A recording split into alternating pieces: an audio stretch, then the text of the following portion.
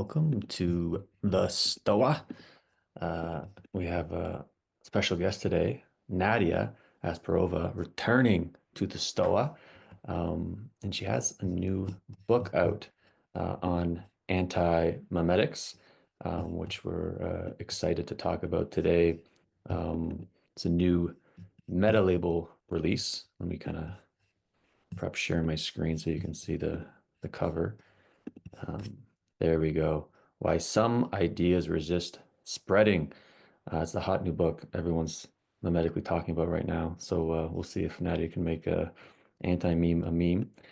And yeah, I first heard about this anti-meme concept from Quantum's There Is No Anti-Memetics division. So I'm happy to see Nadia being a champion of this term.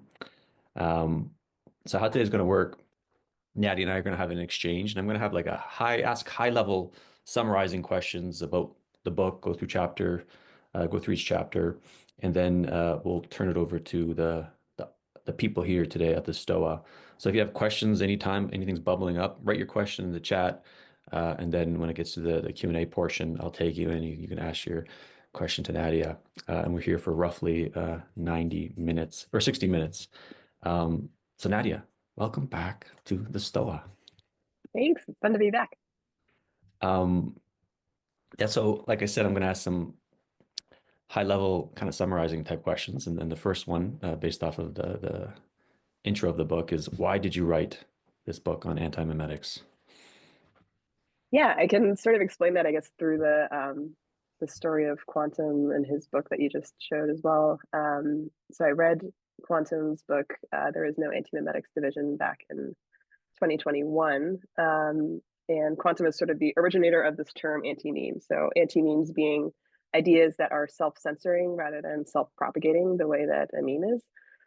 So if you think about ideas that are interesting or important or compelling, we often assume that they're going to, go viral. But in recent years, I think we've started to notice that some ideas that are particularly interesting or compelling were actually sort of suppressing or not wanting to share, not wanting to go viral.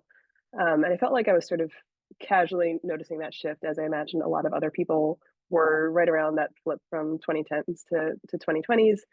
But didn't really have any any sort of like theory around it to sort of help structure my thinking. And then I came across this book from Quantum that she had recently published, and it's a fiction book. It's a sci-fi horror kind of book, and it's about anti-memes as these actual paranormal entities that are roaming the earth, and there's this division that is tasked with trying to stop them or quash them. But of course, every time they interact with an anti-meme, they have no memory of having interacted with it. So hence the title, There Is No Anti-Memetics Division. They can't even remember what they're supposed to be doing. So it's a really wonderful sort of, I guess, more fictionalized artistic representation of what anti-memes are and how they can sort of run our lives without us even realizing it. But when I read it, I was thinking about it more in the context of the changing social web, and I had recently been working at Substack and was just thinking a lot about this transition from super highly public online spaces to people now starting to want to hunker down in more private spaces, um, uh, just increased use of group chats, newsletters, things like that. And yeah, and I felt like I really wanted to provide some sort of nonfiction treatment of that concept. So I was like, okay, now I have this term anti-meme thanks to Quantum, and now I want to actually go take that concept seriously, quote unquote, and apply it to the real world, and just try to make sense of like what is going on in the world right now. And to order to understand anti-meme, of course, got to talk about what a meme is. And Dawkins, who originally coined it, Richard Dawkins, he called it a unit of cultural transmission. Um, I'm curious, is that a definition that you operate on when we talk about memes, and how does that contrast with something that is anti-memetic and anti-meme? Yeah, I think in both cases, memes and anti-memes have been around for a really long time, right? Dawkins wrote The Selfish Gene in the 1970s before it became sort of more in the common vernacular in 20, 30 years later. And then just as a concept, the idea of memes being self-propagating idea, as I mentioned, and ways that we sort of spread culture in not just big, but I actually think memes spread ideas in primarily very small sort of ways. So if you think about, why do we shake people's hands when we see them? That's a meme, right? It's just something you kind of learn by watching other people and you kind of repeat it yourself. But there isn't a whole lot of thought, I think, that happens when you spread a meme. It kind of just like passes right through you. We can talk about that a little bit more later, but they're not super consequential in a way, and that's part of why it's so easy for them to spread. Anti-memes, on the other hand, are self-censoring, and that's, I think, primarily because they are super highly consequential. So it's something that's, and I apologize, I can hear my landscapers going right now. So um, yeah, there's something that is super, super consequential. And therefore you kind of want to suppress it. So you think about a taboo, for example, something that everyone knows but doesn't want to say out loud. On an individual level, that might be uncomfortable truths about yourself that you don't really want to acknowledge or look at, and you sort of push them back down. And similarly, taboos have been around forever, right? But I think it's only in this fresh new era of the internet, and really in just like the last 5-ish years or so, that we're starting to see this concept of anti-memes come to the forefront and become a more just a more domineering perspective of how we think and interact with each other. And there's I'll share my screen because this has a good 2x2 in the book. And so it's like high impact, low impact. Uh, I can transmit low and high, and then you got the anti-meme, you got the what's dormant, and meme and super meme. And before I read your book, I was operating on like a broader definition of anti-meme, just basically something that is not memetic. So like a password or like, an obscure academic paper or gibberish. But your definition is a little bit different than that, a little bit more precise, but related to the high impact. So I'm wondering if you could explain this for us, these different quadrants in terms of memetics. Yeah, Quantum, as well, at least in some of the interviews I've read with him, he talks about anti-memes, including things like that. Yeah. Right. And so who knows what the true definition is of an anti-meme, but I decided to sort of separate it out a little bit more based on these two axes of how easily does an idea spread, and then also how consequential is it. So we've talked about memes and anti-memes at this point, right? So memes are being something that is very easily spread, but in part because it's just not that consequential. If you think about, all the links, images, whatever that you share with your friends, you kind of just like dump it into the thread and you move on, and you often even forget that you shared it. An anti-meme is something that is highly, highly consequential and therefore does not spread as easily, because you're sort of holding on to it. You're trying to decide whether you should share it, trying to decide how much you really want to acknowledge it. And that's how it sort of, flickers in and out of your memory. And then, dormant is probably the least interesting. So these are ideas that don't spread, and they're also just not that consequential. So you think about a random data set, just sort of gibberish. It's I think, to me at least, what qualifies something to be an anti-meme is that we actually do find it really interesting in the moment. We just can't seem to retain our memory of it. We can't seem to keep it in the forefront of our consciousness. So if we're not doing that, if we just find it uninteresting, then it's closer to being just dormant. And then there's this other sort of phenomenon that I write about in the book called a super meme, which are a sort of rare set of ideas that are both highly consequential and spread really easily. I would roughly contextualize that category as ideas that can be sort of apocalyptic or urgent in nature. So if you think about the climate crisis, population decline, in prior years there was overpopulation, existential risk from perceived threats in the future, things like that. I think in recent years we're starting to see that there are many of these different super memes floating around right now, and they, they do a really good job of just attracting a lot of attention to them, a lot of talent, people who are, sort of, um, dedicating their careers to things like the climate crisis, and also just sort of like constantly ruminating about it. I mean, I see this with like population decline right now, for example. It's just a topic that starts to sort of crowd out your brain, and it's very hard to think about anything else besides that. And I think super memes all share these sort of similar qualities where they speak to some aspect of our personal value system.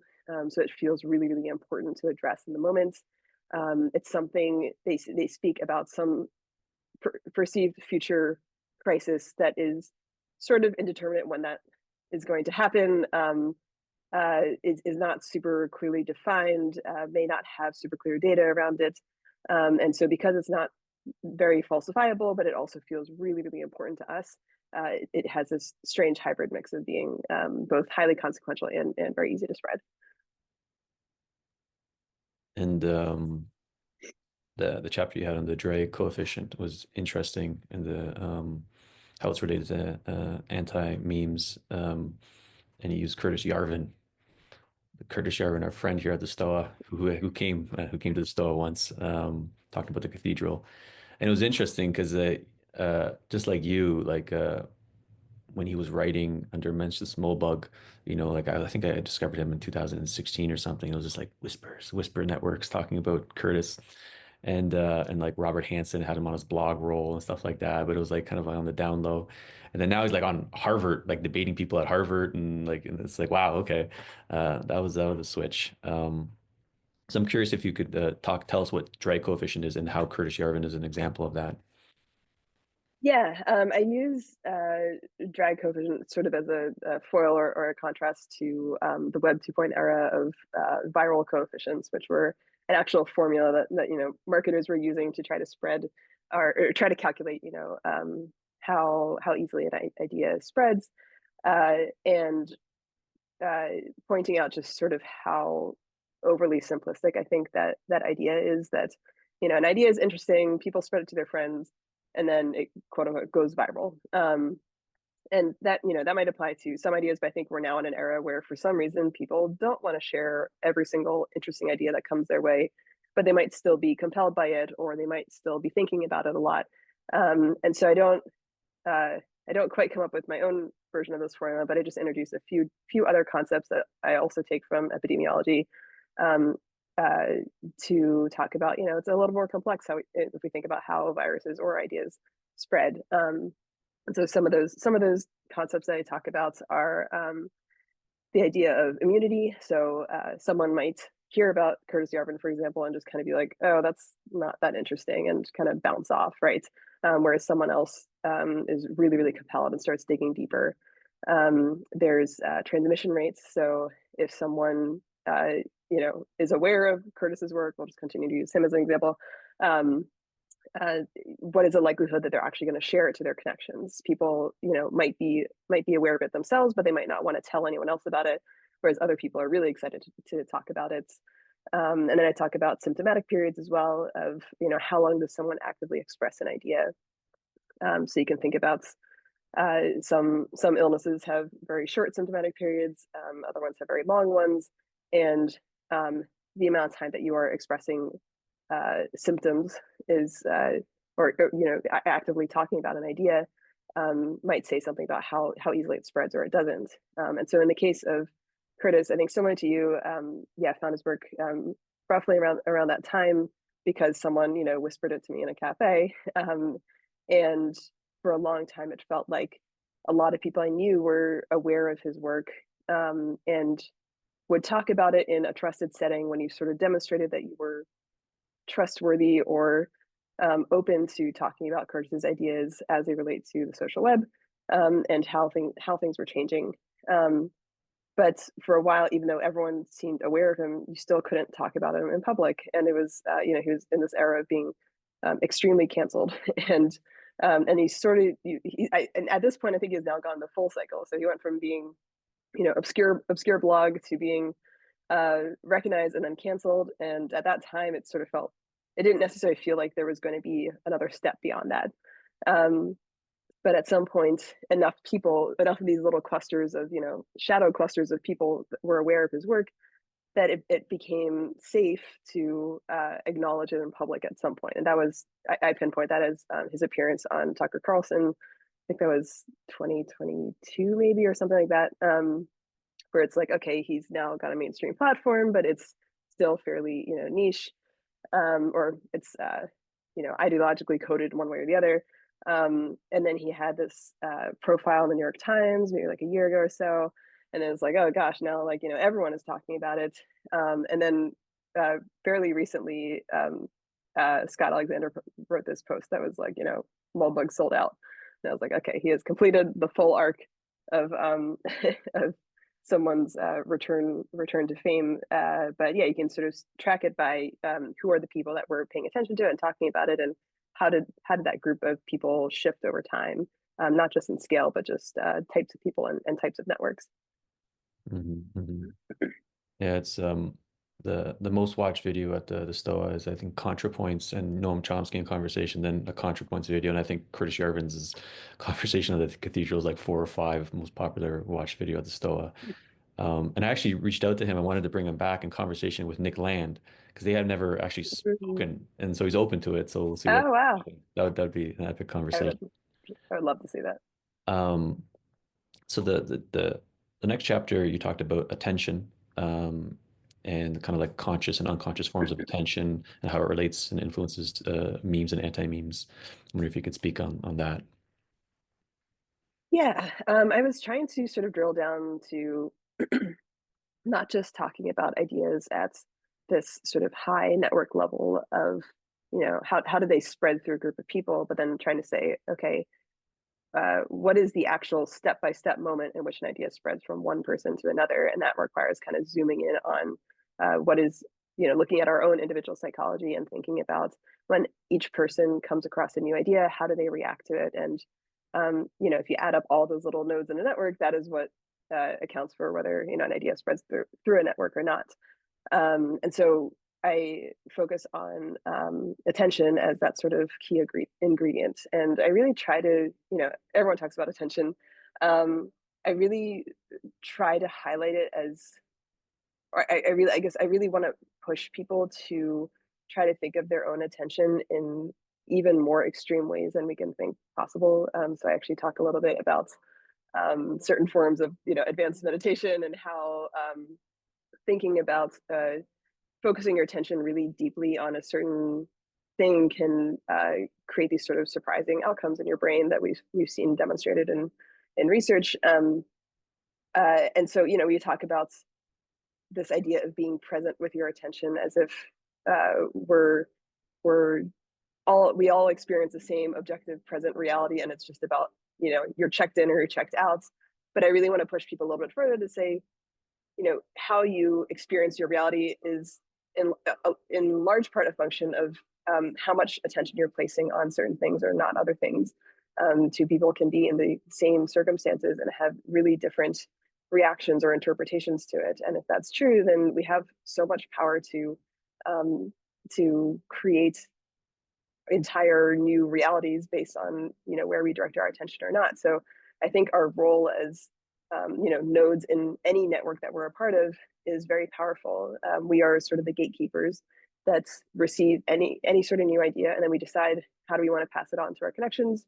Do we or don't we?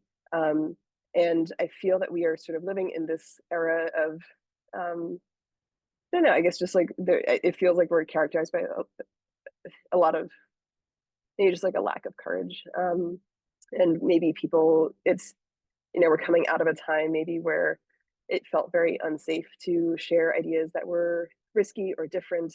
And so everyone sort of defaults to the safe version of not sharing things and just sort of holding them in, or only talking about them with their friends, and trusted members. And I want to sort of remind people that we can create the realities that we want to create, and we can't just be in this sort of hunkered down, cozy web version forever. We need to think about, it's okay to share your ideas sometimes with people, and sometimes people don't have a great reaction, and that's okay, right?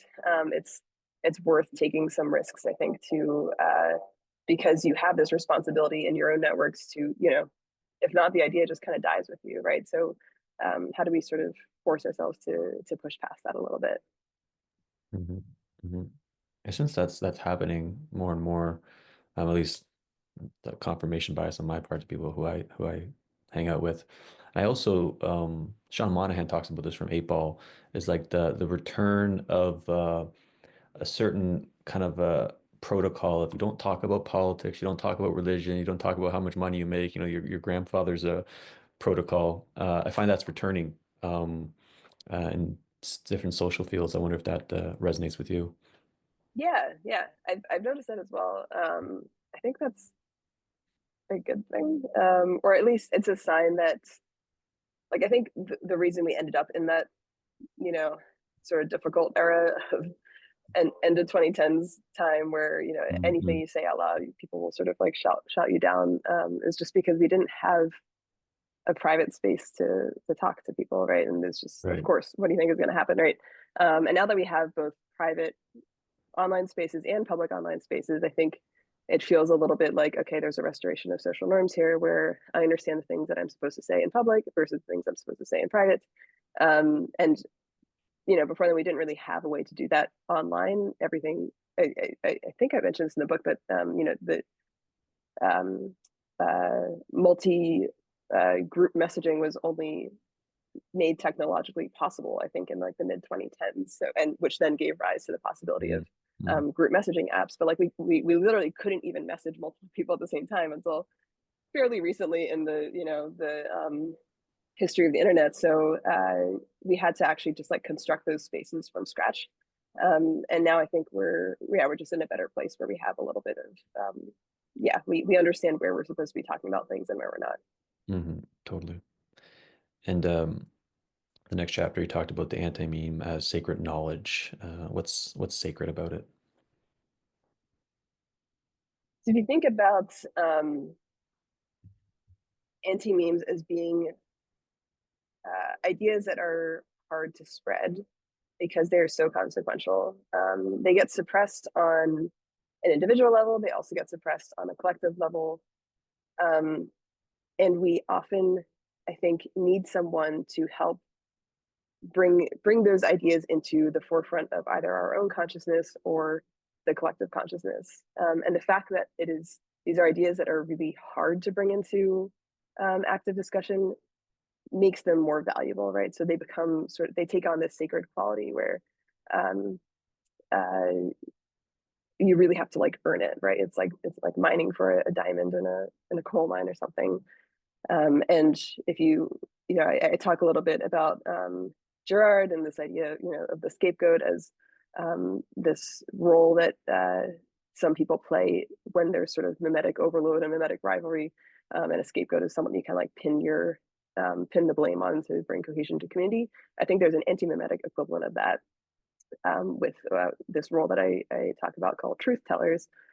So when a group or a person is suppressing an idea so deeply, you need the truth teller to help shepherd the idea into the light and relieve a society of its sort of like collective suppression. And so the simplest allegory for this is the idea of the emperor having no clothes, right? Everyone knew that the emperor had no clothes, but it took this random innocent boy sort of shouting it out loud for everyone to go, oh gosh, you're right. Hadn't really thought about that, but you needed someone to make it okay to talk about out loud. But I think these roles are also formalized in a lot of ways, especially in religious contexts. So you think about a priest or an oracle, or soothsayer. We've had these sort of rituals around bringing these difficult ideas to light. If there might be something, some uncomfortable truth that you're holding about yourself, or some sort of secret that you don't even feel comfortable talking about with your family or your friends or your close loved ones, but you might go to a confessional booth and then sort of blurt it out to a priest, as a way of sort of a ritualized form of bringing this sacred knowledge to light. And I think this also happens in secular contexts as well, which I talk about. I think consultants can serve this role in companies often, where you just need an outsider to say the thing that everyone else already knows of the company, but they themselves can't say it because it's too consequential to their own careers or their own lives. So you have to bring someone else to say it. So yeah, I think once you start looking for it, it's kind of everywhere. That's we have all these hidden truths that are just floating around in our lives, and there are often these dedicated roles for people to help bring them into the light. Yeah, I like that. The truth tellers break into antimemetic spells. So we have some great questions in the chat. We'll ask maybe one or two more questions, but if you have any questions, pop them in the chat, and I'll call on you in a moment. So the last chapter you talked about champions and the role and the importance of champions. Can you describe what that is? So if a truth teller is someone who sort of pops an idea into the forefront of our consciousness, there's still the question of, okay, maybe we've all acknowledged it, but what do we do about it after that? And I think without a dedicated advocate or a champion, it can be easy to kind of let that idea just kind of settle back down into our consciousness, right? Like it's still anti-memetic. It's something, and again, anti-memes are something where you can find them interesting in the moment, but they also have this short shelf life where it's very easy to forget them again. And I think often the role of a truth teller is meant to be more of this outsider role where they're perceived as trustworthy because they have no particular agenda. They're not trying to push the idea. They're just sort of a trusted outsider, objective sort of observer. But the champion, on the other hand, is a different kind of role. That's someone who is really, really deeply steeped in a certain anti-memetic system, who can actually take that spark of attention that everyone is suddenly focused on an idea and actually go and run with it. And they're the person who is sort of tasked with continuing to remind us, making sure that we don't forget, helping build some of these more institutionalized rituals or processes to make sure that an idea doesn't get lost in the sea again, and that we just sort of move on to other things. I think this becomes especially relevant in politics. So you think about really skilled bureaucrats who are good at working through the machine. They're good at looking at these anti-memetic systems and not being afraid of them, and understanding who they need to talk to make sure that things actually happen. And it's the sort of thing that most people, we would look at that problem and go, "Oh, like I can't deal with that." So I think that becomes particularly relevant in politics, but it definitely happens, yeah, with like really any cause that people get really, really passionate about and want to just sort of hammer on to make sure that everyone else is paying attention to them. And one of my goals with the book too was just to sort of encourage people to think about the ways in which they are sort of champions for their own ideas, and to not feel that it is not feel defeatist about what is possible to create in the world, because yeah, I mentioned a bunch of different examples in the book of people that were champions for unlikely issues, causes, and ended up making them a thing. So I think that's possible even for a lot of unlikely, obscure sort of things. Mm-hmm. Yeah, yeah, it's very cool. And I think that summarizes the book, or the main parts of the book. And I'm glad you wrote this. I've been thinking a lot about anti-memetics during my online career, if you want to call it that, ever since I wrote that memetic tribe report in 2018. And writing that report was very helpful because it's like it led to the Stoa, this kind of dark forest space, and so that anti-memetic, even though I didn't use the term at that time, but that kind of practical wisdom from that really informed this space. And kind of like the wider Dark Forest Collective, which I think you're now official member of. So Yes. congrats and welcome. Um, so before I reach out to the or get some questions from the Stoa, any other thoughts or shares that you think would be good for us to know, or anything that's at your edge, or do you have any questions for the Stoa? I think something I do want to highlight about the book is that I talk about how we had this move from highly public social feeds and spaces to more private group chats and stuff. And I think that's often thought of as a good thing, in the sense of, now we just rediscovered high context environments and we can be ourselves and be more authentic in a group of friends and trusted people. Uh, but I don't think I think it was inevitable, but I don't think it was unambiguously good. And I do talk about how in these environments, they can also look very isolationist, uh, where people are sort of getting infected by weird ideas, or ideas can mutate and take on sort of strange qualities very rapidly when they're confined to small group chats, because you don't have the sort of fresh water flowing through of a more highly public environment. So and then I also just think one of the issues is, I mean, we have talked about this, but just that it can become a recipe for inaction, because you're just sort of comfortable in your little cozy enclave, and you're trying to just sort of like bury your head in the sand and avoid sharing ideas out in the open. So I wouldn't want the takeaway to be that we're in the group chat era and the group chat era is great. I think it's more that we're in a group chat era. How do we move forward, given that that is sort of a given? But there's pros to that, and there's also cons to that. Yeah, yeah. And the last thing I'll share is that that's what, like with the Stoa, like the actual Stoa, which got its name from the Stoa Poikile, the ancient Athens, you know, building. It's like a guarded yet open space, right? So it's like guarded. I kind of viewed myself sort of like a spiritual bouncer. I didn't want to like collapse to any sort of the left or the far right. But then you wanted that porousness, that openness there. And so it's like there's a connection to the Web 2.0, but then also connection to the dark forest. And like the Stoa is like some place, this mystical place in the middle. And I think you need that kind of close and openness to new ideas to come, but also kind of like not get captured. Um, Yes, definitely. so yeah, I'm gonna some wonderful questions. I'm gonna call on your name, just unmute yourself and ask Nadia your question, and you got one follow-up. Asher, if you're still here, I'll tag you in. Cool. Yeah, thank you. Let's see. Yeah, my question was, so can something be a meme in one community and an anti-meme in another? And I'm thinking of like politically polarized topics, for example. Like something may spread like wildfire on one side of the equation, but just not be talked about at all on the other side. Yes, definitely. And I think that's where it's helpful to talk about ideas in the context of specific networks, because, yeah, like you said, there's ideas that spread very rapidly through a certain kind of network, depending on who's a part of it, and then there are other ones where it just sort of bounces off and seems to have no effect at all.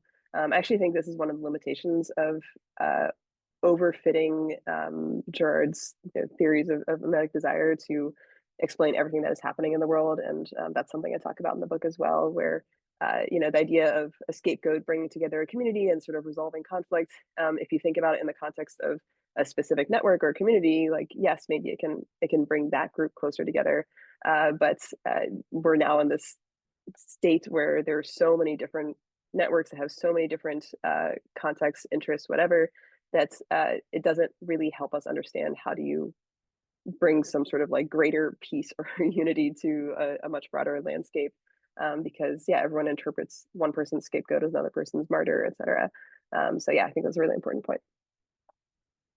Thank you. Drew, you're next. If you're still here. Yes. So I had a couple that came up, but I guess most specifically, I'm curious about this concept of spreadability. And maybe a better example, right, is if someone is hard of hearing and they use sign language, we wouldn't say, oh, this idea is not spreadable, right? Just because the person happens to be hard of hearing. So I'm curious.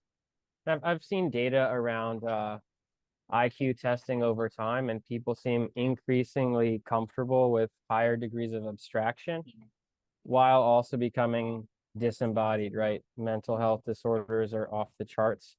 So I'm just wondering how that relates to spreadability, or how you've considered that. Like maybe you'd call it a sort of literacy of the commons. I have probably much deeper thoughts on this than I can form coherent sentences around this point, because this touches up actually on a much longer piece that I've been working on right now. But I can, yeah, I mean, I guess one place where I do talk about a little bit in the book is just sort of like Straussian writing, and the idea of like, how do you make things intentionally mimetic or anti-mimetic? So I think there's definitely, intentional techniques that people will use to make something more or less legible based on what they want, whether they want something to spread or not. Sometimes that can be used in adversarial contexts where, politicians do this all the time, where you can try to bury someone else's issue by making it seem like a really bad idea or really boring or whatever, make it so that other people don't really look deeply at it. So I think that's, maybe one way in which people think about spreadability maybe in a more strategic sort of way. And then, the reverse also being true. But I think it's nice to think about how we actually have some control over that again. And it's not just this sort of passive, ideas go viral or they don't go viral, but like, that's so overly simplistic. It really depends on who you're talking to, how you're framing the message, what medium you're using to transmit it. We actually have a lot of control around, do we want to make something spread mimetically or anti-mimetically or something else entirely? Any follow-up, Drew? You're unmuted. Yeah, I appreciate it. Put me on the waiting list for whatever this new work is. And I guess what I was hearing was more about adjusting the ideas, but I'm more curious about the anthropological side. Like, how are the people changing? With TikTok, anything more than 60 seconds feels like a tome, for example. Or like Lincoln Douglas debates, right? I think those were in the hours and people can't hang anymore. So I'm just wondering like how that sort of spreadability works. Yeah. Definitely stay tuned. I got a much longer thoughts on that in a slightly different topic, um, but yeah, I mean, I would love to see someone kind of do that anthropological history of how, and I think a lot of that is related to attention spans and things like that, and how much they're changing, which is, I think, people don't often reflect on and can sometimes even be controversial because we don't even notice in our own brains or over the span of our own lives how much that changes. So yeah, great. It's a great question, not one that I sort of explicitly focus on in this book, but I too am very interested in this topic. All right, thanks, Drew. Marina, you have a few questions. Yeah, the main one that I have is kind of understanding how you're thinking about like memes versus anti-memes. And does something become anti-mimetic because it is in contrast to better competing memes that win out, and therefore the thing becomes taboo because of a meme that makes it taboo? Or is there something inherently anti-mimetic about the idea itself? I'm thinking, for instance, of like the UAP discourse, which I've been like pretty deep in over the last few days, just because there seems to be like so much coming out about this, and yet it seems to have this kind of anti-mimetic property where people don't want to talk about it, people fear ridicule bringing it up, and it seems like that's because there's a competing meme in place that makes it shameful to talk about that, and therefore causes the anti-mimetic behavior. So I'm wondering how you think about that. Yeah, that's a fun topic to think about, of how do prevailing memes sort of suppress anti-mimetic ideas from spreading. Perhaps is anti-mimeticness an inherent property, or is it more of a relational one? Yeah, I mean, I would lean more towards the direction of it being an inherent property, just in terms of, again, its consequentialness. So if people were to acknowledge that sort of discourse, but how would their lives change? How would it change everything that they think of, everything around them? And yeah, I guess there's one way to view it, in that there are a bunch of prevailing memes or meme plexes that hold our existing structures in place, and and that is why it's difficult to sort of bring something new into it that would be severely disruptive. I hadn't thought about it quite so, I guess, literally. Or I guess if we say that, you know, all things about life are memes, or, you know, everything about life is built on memes, then I think, you know, you can think about it in that sort of relational context. But I think I sort of oversimplify maybe to just sort of, these are the default structures that and norms that sort of define whether a network is, or how a network sort of views itself.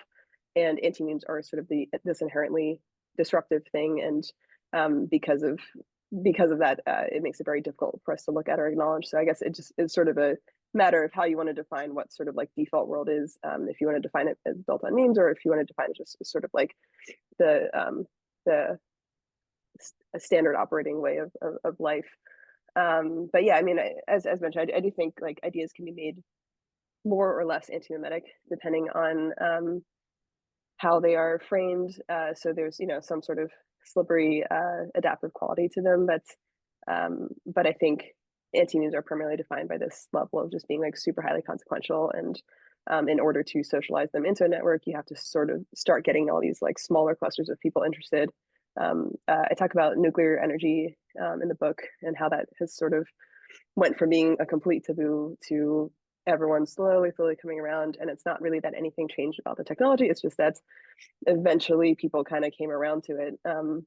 So like Germany recently dropped its opposition to nuclear energy, which is huge, after, you know, so many years. And so yeah, I could imagine something like that happening with UAP stuff as well, where it's sort of, you know, it's not okay to talk about until enough sort of respected people or trusted people start talking about it, and then suddenly it becomes very quickly just kind of becomes inevitable. Any follow-up, Rena? No, thank you. It does kind of seem like a battle of the memes out there with the UAP stuff, like competing psyops going at each other. So it'll be interesting to see how it turns out. Thank you. I may have a woo adjacent question in a moment, but Victor, you had a question. If you're still here.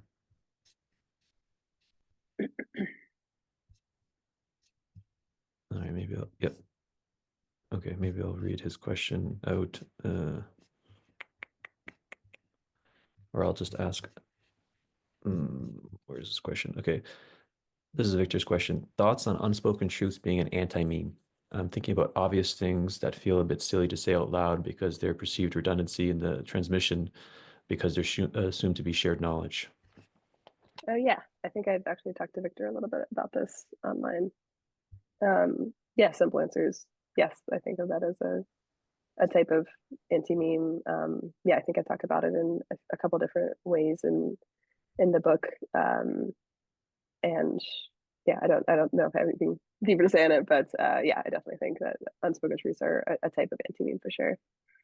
And so my kind of follow-up question to that, and it's kind of like woo, uh, have you been following the telepathy tapes? Yes. Yeah, okay.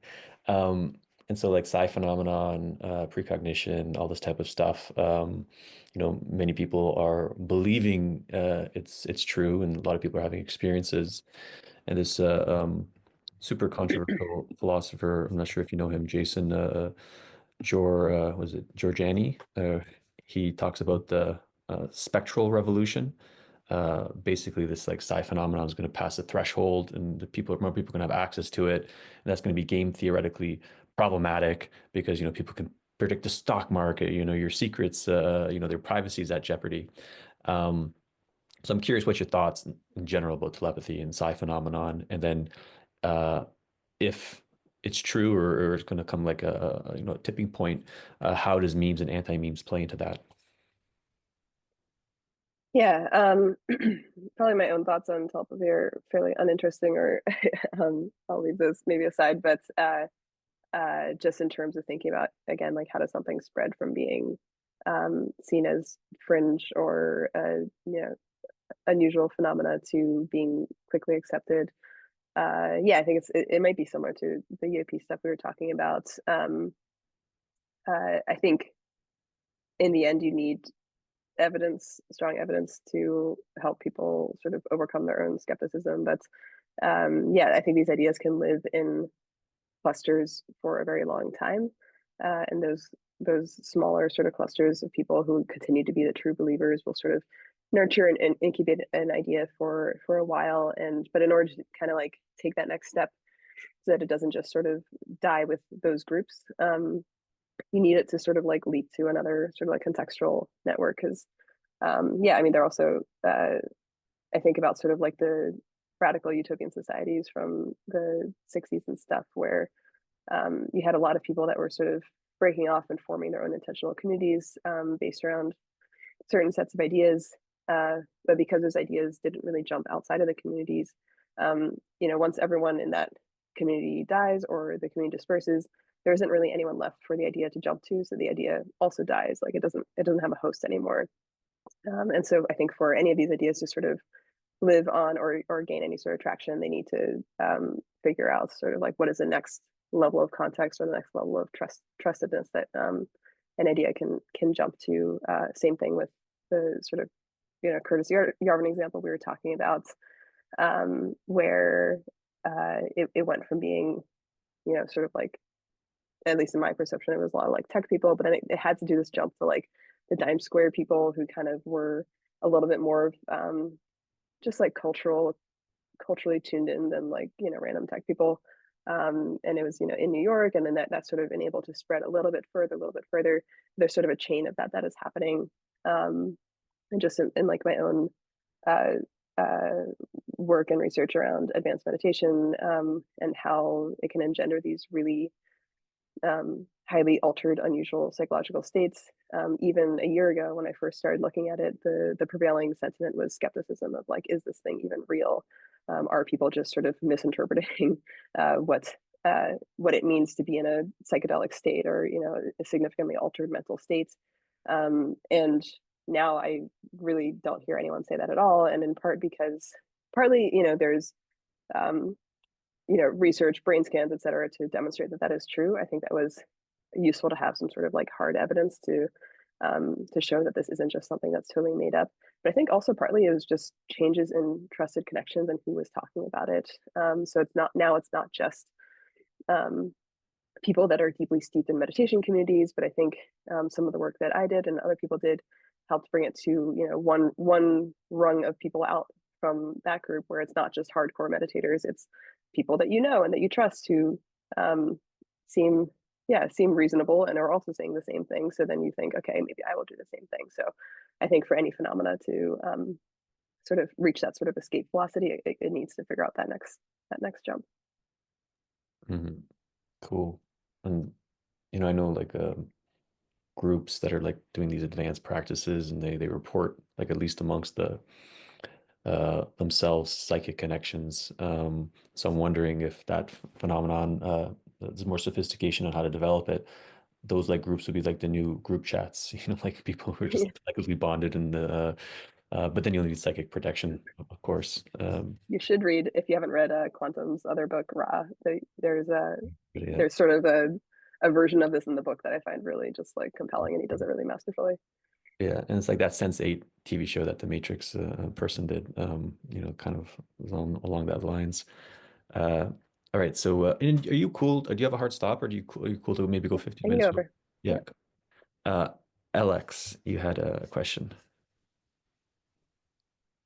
Thank you. Yeah, a little hard to formulate this question in the chat, but I'd say it seems like you're saying in a way that you're excited for things to return to a public kind of context and not be in these small groups, or that it may be necessary. And I'm curious about that because it feels like there's quite a bit of evidence that these kind of public conversations are really like erase nuance and make it very difficult. So if you look at Twitter, when people post things that are like filled with nuance, nobody likes them. But if they're like very simplified or, like triggering or emotionally fraught or whatever, then people get excited about it.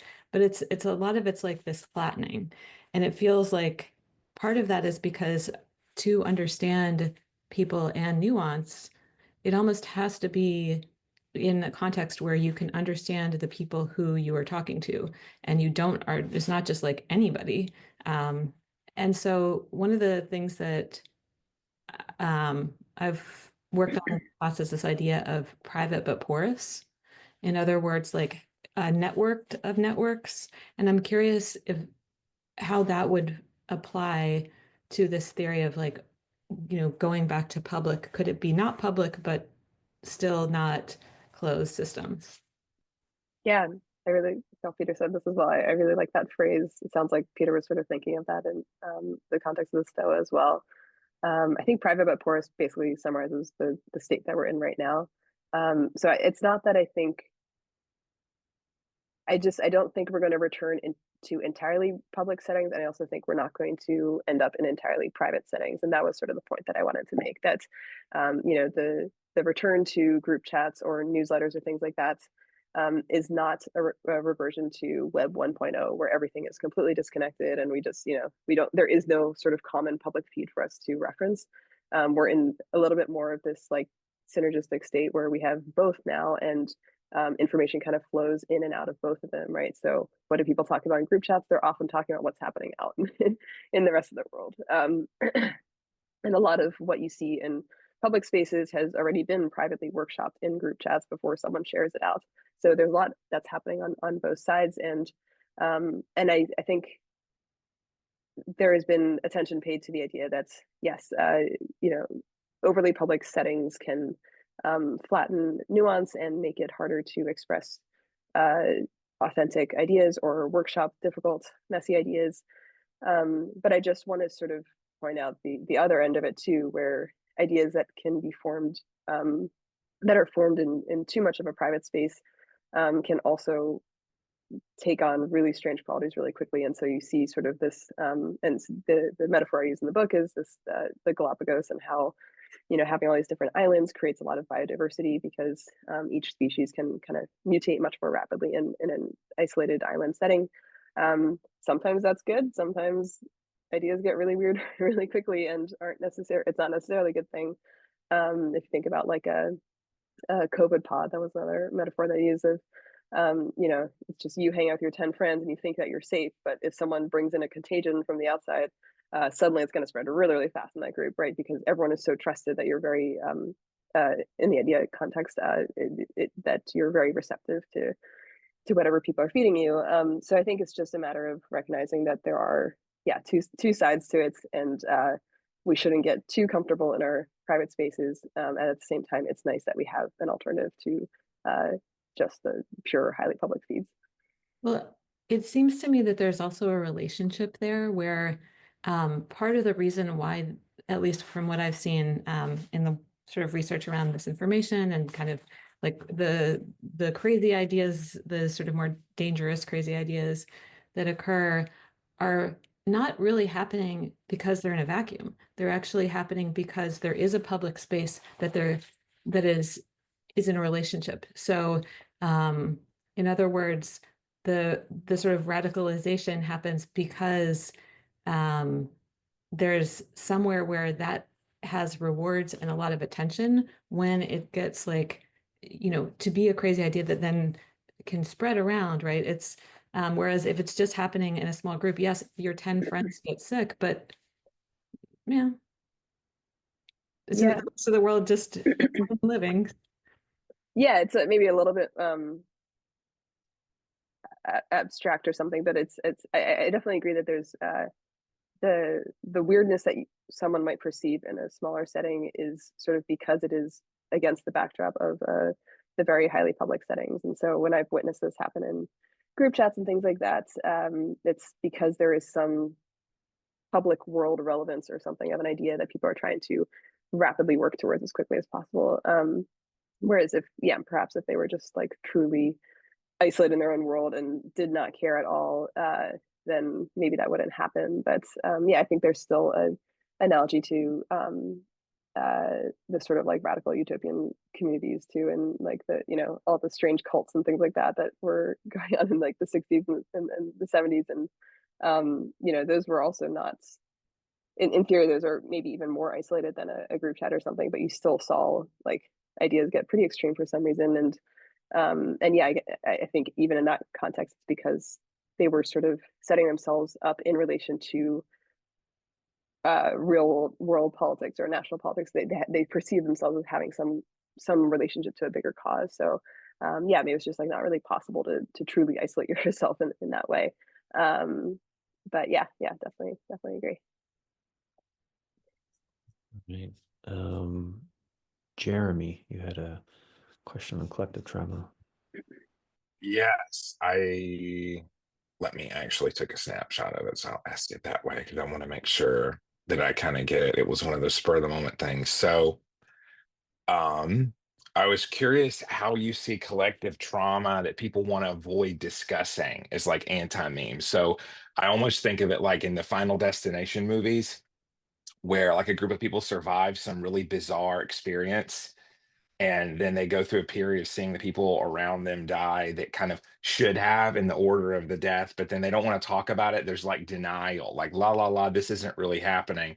I was wondering if you noticed kind of a parallel process with anti-memes where maybe there's some motivated avoidance because it's too upsetting and unsettling to think about it being true. Like the size of the idea is too threatening that there's like a defense mechanism response there. Definitely. Yeah. I think this is super relevant for stuff, how do societies um, reconcile and acknowledge sort of past history after something, a really severe event like a war or a genocide or something like that. And yeah, I think often, I mean, there's still, I can think of examples where a society has still not acknowledged some of that sort of collective trauma or things that have happened in the past, perhaps because it is considered so consequential that they don't even want to talk about it.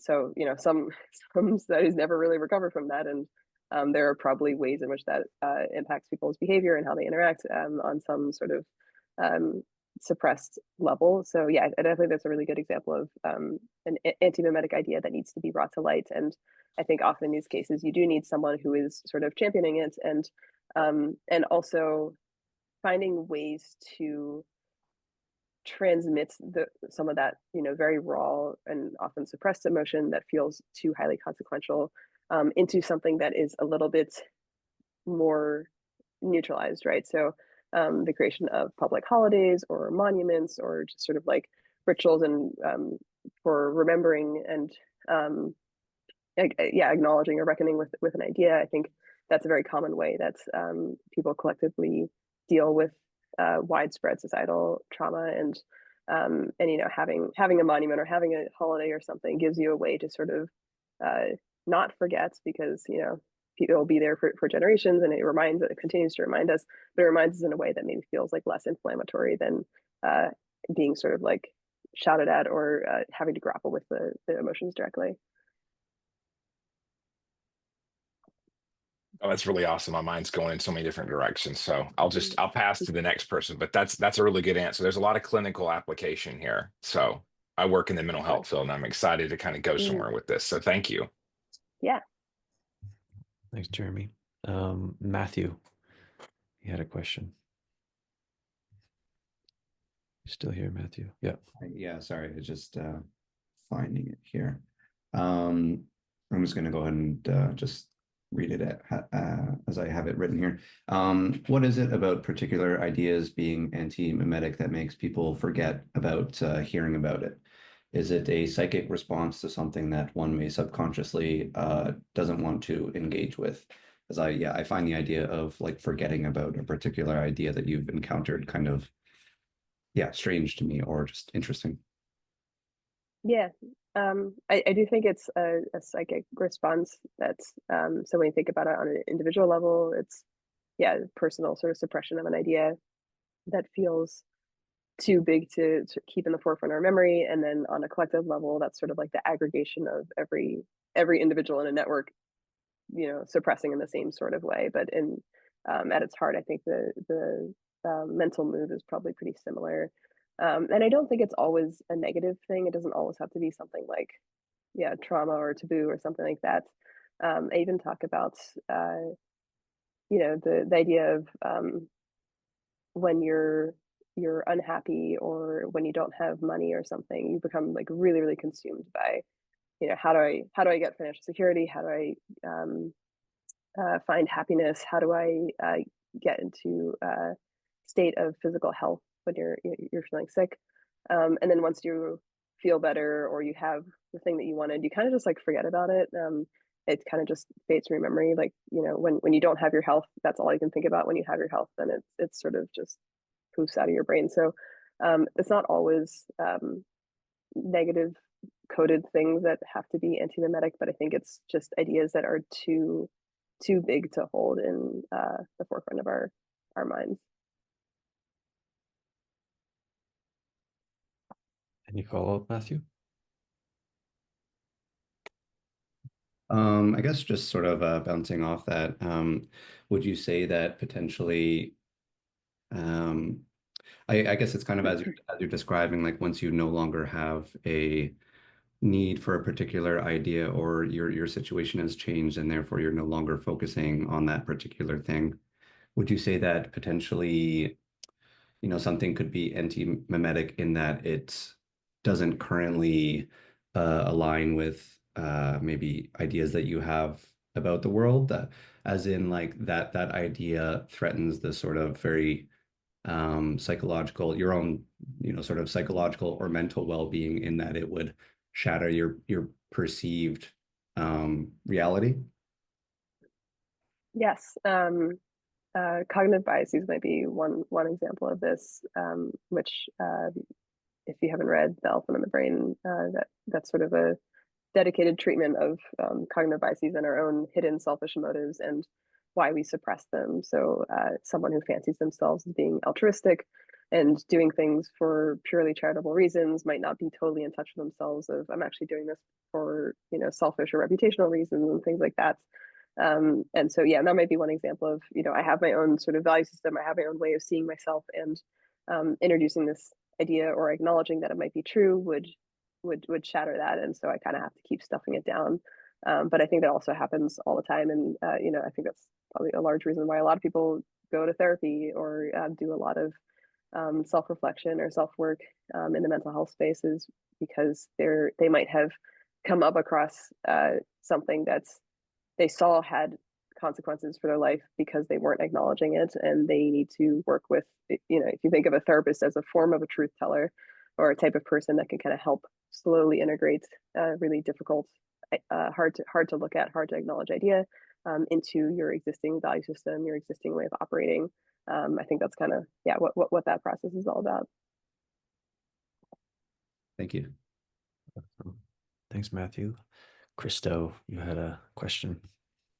Yes, thanks so much. Thanks so much, Nadia. I'm pretty excited about diplomacy in the true sense of like building relationships. And I just came out of like a big conference with old school academics and diplomats. But what I noticed is that they were kind of like repeating old frameworks of political science. And I'm curious from your perspective now in this world of like anti-memes and memes, what is the role of maybe like a digital form of diplomacy, and how do you build the right relationships and filter the right allies? What do you mean by digital diplomacy?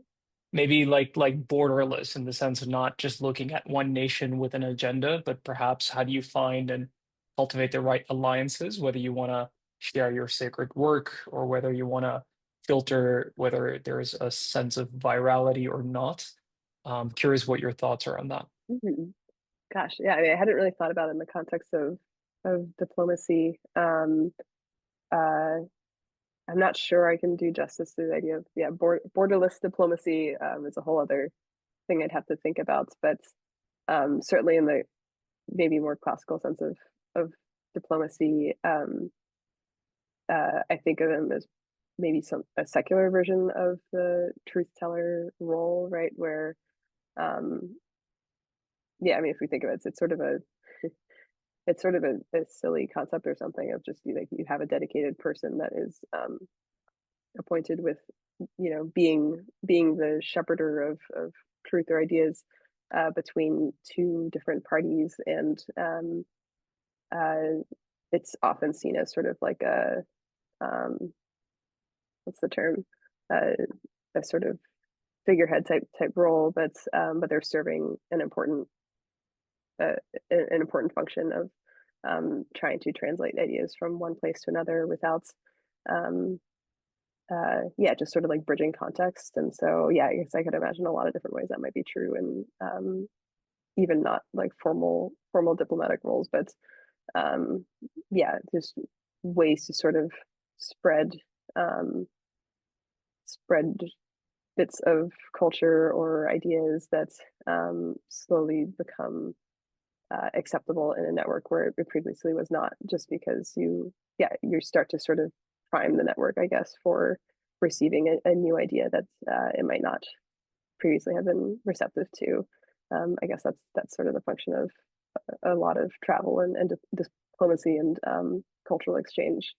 Um, is that helpful? I'm not sure. Definitely.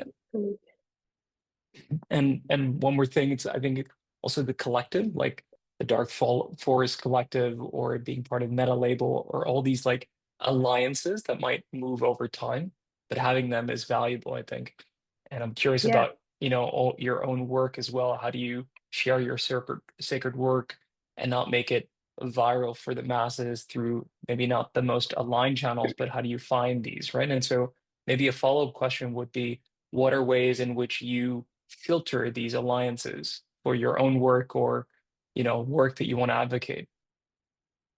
Oh gosh, I don't know if I'm that strategic. I wish I were, but I don't know. I think I just try to focus on um, people where I think a message will resonate. But I don't overly think about it. That's probably my own version of some kind of anti-memetic suppression or something, where I don't want to give in too much to overthinking about it. So yeah, I don't know that I have a good answer there, but I do think about, especially with this book, it was much more of a spread through trusted connections and people that might be receptive to it, versus just sort of like mindlessly blasting it, which is a privilege of being able to publish the way that you want to, I think. Thank you. Thanks, Christo. On that, I'm writing kind of an article about this theme, and something like when someone's too obsessed with money or getting attention, it's usually a red flag for me. And usually I don't like, signal boost them or don't feel called to collaborate. For Nadia, someone, she's connected to giving her gift and trying to navigate from there. So I feel resonance with that. Um, and we'll do one more question. John, we'll close with you. Thank you. Some of the contents of the initial question have been presenced already, so I want to add some other stuff to it. So it's prefaced on this question that's not expressed. Why spread an idea? What is one's discernment and intention when it comes to spreading an idea? And some of the three elements that have been shared, also in other words, are the elusiveness of things like collective shadow and collective trauma, that certain things may naturally be difficult and challenging to process, and it may be necessary for, it may be a quality of the elusiveness of that thing. And the other element that is also elusive is higher order complexity material. The last one is info hazardous ideas. So all of those three elements on this question, is the elusiveness of an anti-meme a feature or a bug? Maybe context dependent. I am curious about your stance in relation to the intentional discernment of sharing an idea in any given context. Yeah, I think it is closer to a feature than a bug.